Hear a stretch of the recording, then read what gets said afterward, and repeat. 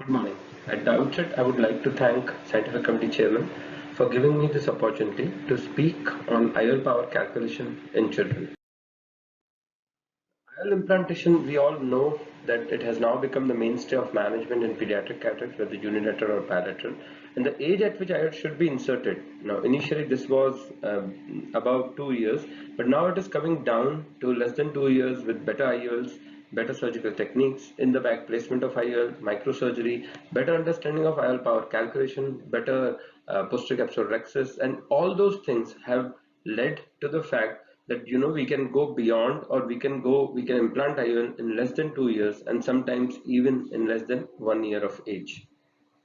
The equipment needed for IOL power calculation is a handheld autokeratometer, which is very important because K reading otherwise cannot be found out, at least in uncooperative children, in children with nystagmus, in children who are less than 4 years of age, who may not sit on an autorefractor or autokeratometer.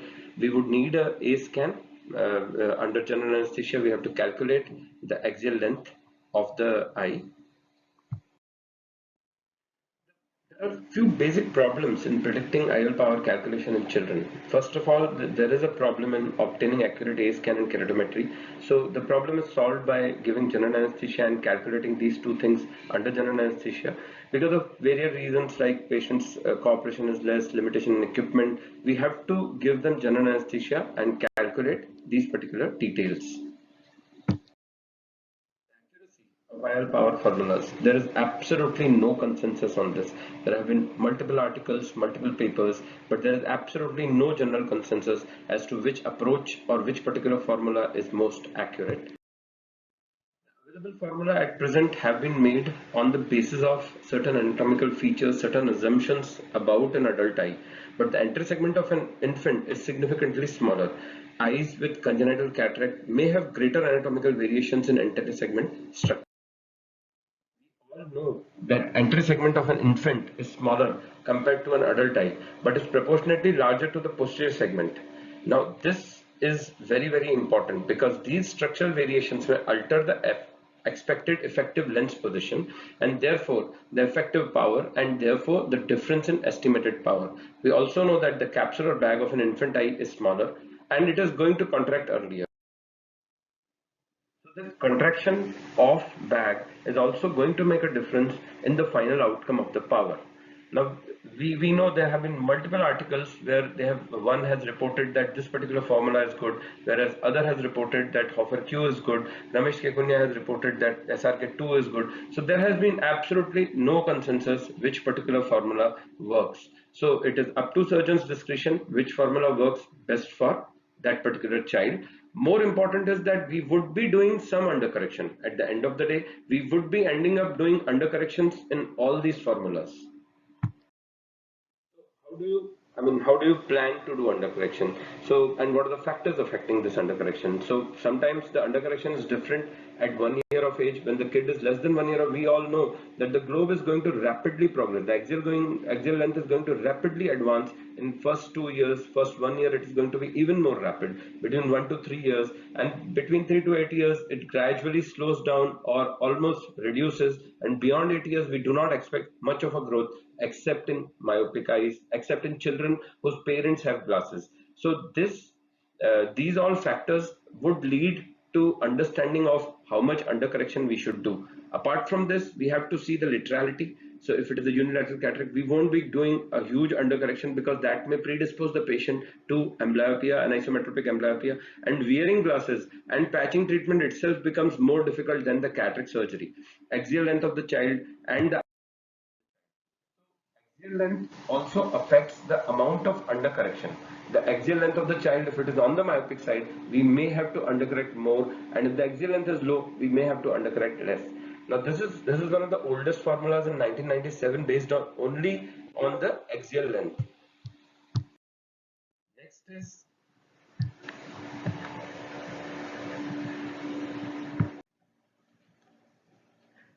Next is the IOL power calculation based on the amount of IOL power.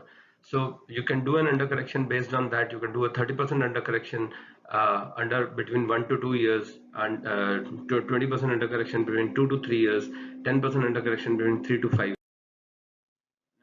This is another wonderful author who has published significantly on IOL power calculation, Dr. Rupal Trivedi, and this is her algorithm. In first year between 12 to 7, this is the undercorrection, this is the residual refraction. Between 1 to year 6 and till 8 to 10 years, depending on the axial length, depending on the parental myopia, depending on a lot of other factors, you can do undercorrection. So this is quite different. This is quite different from other. And this is Inyadi's rule of 7, where you have to deduct the age from 7 and undercorrect flush. So if it is 3 years of age, you have to deduct 4 diopters. You deduct it directly from the IOL power. Now, more factors that have to be considered is status of the fellow eye, visual acuity, expected compliance by the child to glasses, and parents' refractive error. This all has to be considered when we are doing undercorrection.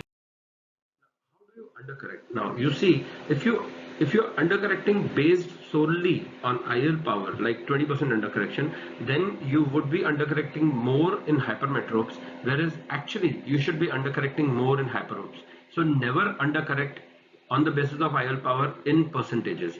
If you have to undercorrect, consider that myopes have to be undercorrected more. Second thing is, whenever you are undercorrecting, never subtract directly from the power.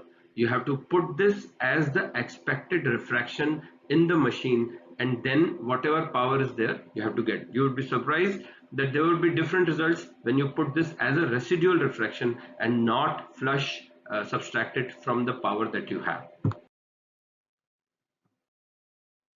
Take-home message is that at this point of time, the opinion is widely divided between various formulas. We do not have real consensus, but Holiday 1, or more importantly SRKT, at least in our experience, we found that SRKT was much more predictable for infantile IOL calculations. In last couple of years, we have shifted to Barrett Universal 2 formula for most of our IOL power calculations, and then in Barrett you can put an expected error of refraction that you're expecting, and you get the IOL power correction. The undercorrection should be done more for less age and more for longer eyes where axial length is more. So also you have to take into account the laterality and parental myopia. If parents are myopic, you have to undercorrect slightly more. So thank you so much for the opportunity, and have a great day.